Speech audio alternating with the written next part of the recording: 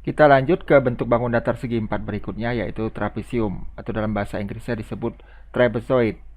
Nah, sekedar pengetahuan aja ya, istilah trapezoid ini sering digunakan di Amerika atau di US, United States. Kalau di UK sendiri atau United Kingdom atau di Inggris, negara Inggrisnya, yang digunakan tuh bukan trapezoid, tapi yang digunakan tuh ini nih. Jadi kalau di UK, di Inggris, itu yang digunakan trapezium. Ya, ini A ini. Ah, tapi nggak usah pusingin ini ya. Pokoknya yang kita bahas kali ini adalah trapesium. Kalau ada istilah trapezoid atau trapezium, ini kita artinya ya trapesium, oke? Iya. Nah, bentuknya bagaimana bangun trapesium? Nanti kita akan lihat pembentukan bangun trapesium melalui video berikut. Hampir sama dengan pembentukan bangun jajar genjang, trapesium juga bisa dibentuk dari sebuah bangun persegi panjang. Nah, ini adalah bangun persegi panjang ABCD. Pembentuknya hampir sama persis, tapi tidak sama ya. Coba perhatikan. Kita akan buat juga garis melintang dari salah satu titik sudut. Nah, kalau dari animasi ini kita ngambil dari titik sudut A, melintang ke kanan seperti ini. Nih, ambil tarik garis. Iya, garis ini akan memotong satu titik di sisi CD atau garis CD. Nah, titik potong ini kita kasih nama titik E. Oke. Setelah itu kita potong, kemudian kita pindahkan ke sisi sebelah kanan. Hampir sama dengan jajar genjang, tapi setelah sampai di sisi sebelah kanan di dekat sisi BC, ini diputar segitiga ini. Diputar seperti ini. Nah, jadi sekarang posisi titik A yang tadinya di bawah pindah ke atas, pindah di C ini. Posisi titik D yang tadinya di atas sekarang pindah di sini di titik B ini, titik sudut B yang lama ya. Dan E-nya ada di sini. Sehingga titik C akan berhimpit dengan titik A dan titik B akan berhimpit dengan titik D. Seperti ini. Oke. Nah, maka terbentuklah sebuah trapesium. Yang ini titik E ya. Oke. Terbentuklah sebuah bangun trapesium. Nah, trapez ini adalah salah satu bentuk trapesium. Ada dua lagi bentuk trapesium. Nanti kita akan bahas satu-satu. Karena sisi AE ini pindah ke sini sama, maka bisa kita katakan bahwa sisi yang ini itu adalah sama panjangnya. Karena ini AE, ini juga AE kan. Yang di CE ini sama dengan AE karena dia akan berhimpit C dengan A ini ya. Nah, ini yang miring ini nanti kemudian kita akan sebut di bangun trapesium itu sebagai kaki.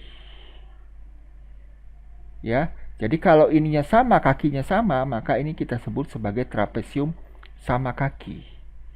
Jadi yang kita bentuk melalui sebuah bangun persegi panjang itu adalah trapesium sama kaki. Kenapa sama kaki? Karena panjang sisinya yang sebagai kaki itu sama. Panjangnya, panjang AE sama dengan panjang CE. Oke, nah sekarang kita pindahin gambar ini ke gambar sebelahnya. Bentuk trapesium dengan ganti nama ya. Nih gambarnya ya, ini ambil dari gambar ini. Kita rubah namanya yang sudut ini KLMN. Jadi nama trapesium ini adalah trapesium KLMN. Oke.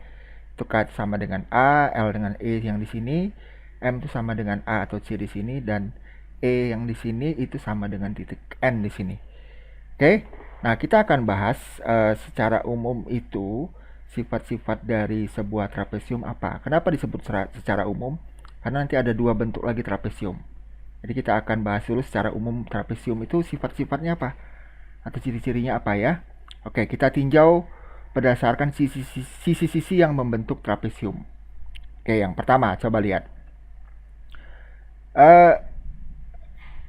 Ini sisi AD dan sisi AB dari awalnya kan sebuah persegi panjang nih.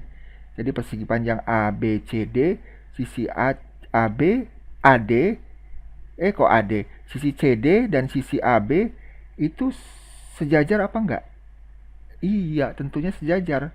Masih ingat kan sifat dari sebuah persegi panjang bahwa sisi yang berhadapan itu sejajar dan sama panjang. Kalau persegi panjang ya, sisi ini juga sejajar dan sama panjang. Nah, dari yang kita lihat tadi animasinya, ternyata sisi ini, sisi yang di atas dari sebuah trapesium ini, trapesium KLMN, sisi NM itu berasal dari sisi persegi panjang yang panjang ini nih. Berasal dari sisi AB dan sisi CD. Maka bisa kita katakan bahwa trapesium KLMN itu sisi MN sejajar juga dengan sisi KL. Betul ya? Maka kita bisa katakan bahwa garis NM, sisi NM pada trapesium KLMN itu sejajar dengan sisi KL. Bagaimana kan sisi KN dengan ML? Oh ya, tentu nggak sejajar, berbeda ya. Maka yang hanya sejajar itu hanya satu pasang, berbeda pada persegi panjang dan jajar genjang. Kalau jajar genjang sama-sama punya dua pasang. Oke? Nah, antara jajar genjang dengan persegi kan tahu bedanya ya? Ya, bedanya di sudut yang membentuk. Keempat sudutnya kalau persegi panjang 90 derajat kan? Kalau jajar genjang tidak 90. Oke. Balik lagi ke trapesium. Jadi kesimpulan pertama, sifatnya yang pertama secara umum adalah memiliki sepasang sisi yang sejajar yang berhadapan ini. Kita tulis. Nah, sifat yang pertama itu yang sisi-sisi yang berhadapan itu sepasang. Yang berhadapan ini hanya sepasang yang memiliki sisi sejajar, tapi tidak sama panjang. Coba kan, NM dengan KL kan tidak sama panjang. NM dan KL itu tidak sama panjang kan? Ya, tidak sama panjang dengan sisi KL. Oke. Nah, sekarang kita tinjau dari sisinya sudah. Sekarang kita tinjau sudut keempat sudut yang membentuk bangun trapesium ini. Coba perhatikan. Nih, kalau kita tarik garis yang sejajar dan berhimpit dengan garis KL, atau garis KL ini kita panjangin ya. Jangan pakai ini deh, pakai warna orange. Kita panjangin. Ya, berhimpit. Maka coba perhatikan. Garis ML akan atau LM akan melewati garis ini ya, yang baru kita buat, dan garis NM akan melewati garis ini yang kita buat. Oke? Ya. Hubungan sudut ini gimana? Sudut ini dengan sudut ini sama nggak? Nih ya. Sudut ini dengan sudut ini sama nggak? Ini sudut yang warna orange. Ini dengan sudut K itu sama nggak? Ayo, sama nggak? Ada yang bilang sama? Oke, coba perhatikan lagi kalau lupa.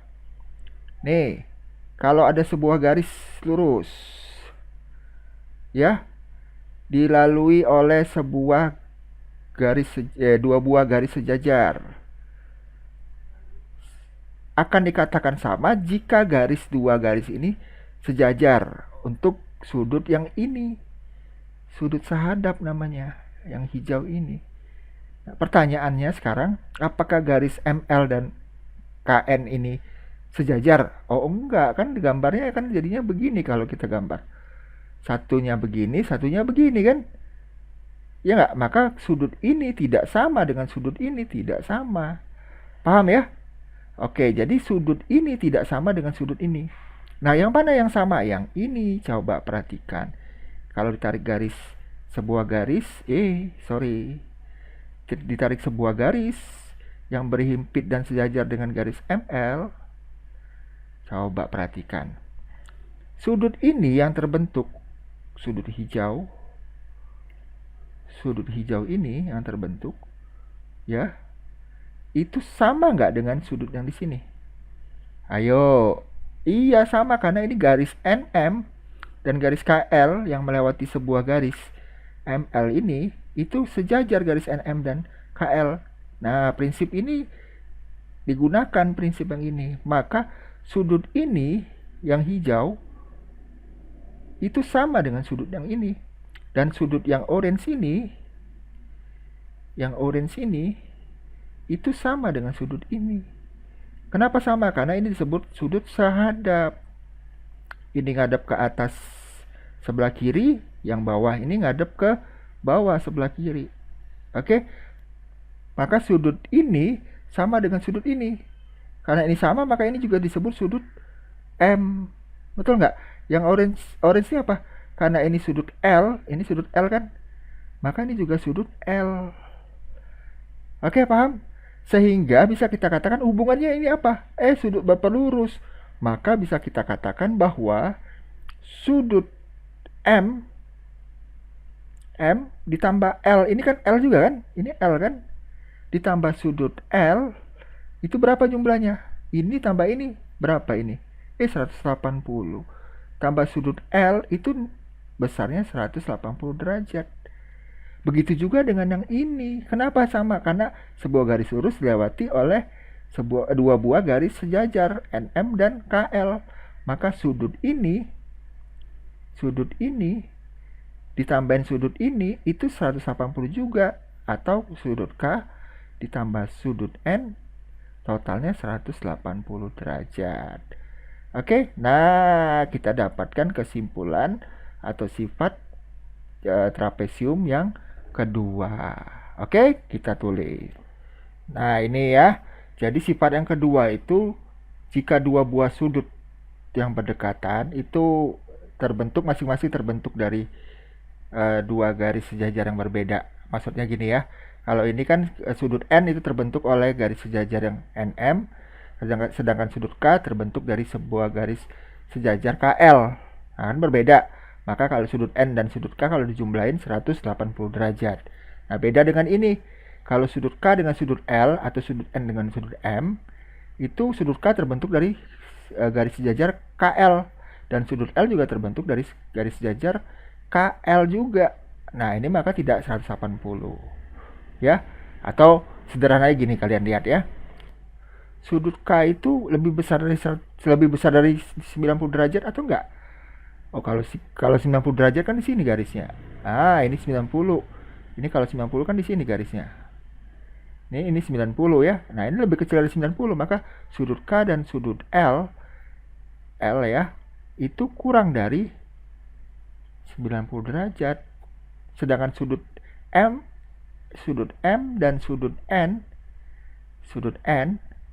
itu lebih besar dari 90 derajat. Oke, atau ini disebut sudut lancip. Ini disebut sudut tumpul. Oke, perhatikan kalau sudut M dengan sudut L, M dengan L lancip dengan tumpul kan? Sudut M tumpul, sudut L tumpul kan?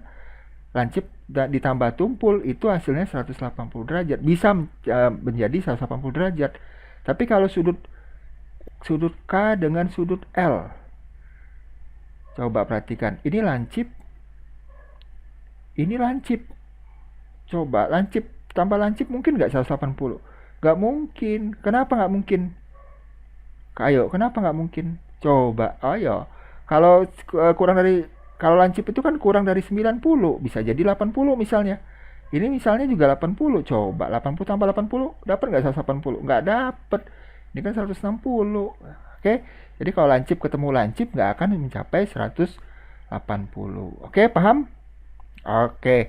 Nah, berikutnya kita akan bahas sifat-sifat khusus dari trapesium. Trapesium sama kaki, ini trapesium sama kaki ya. Nanti ada dua trapesium yang lain. Oke? Ya, sip. Lanjut kita nanti.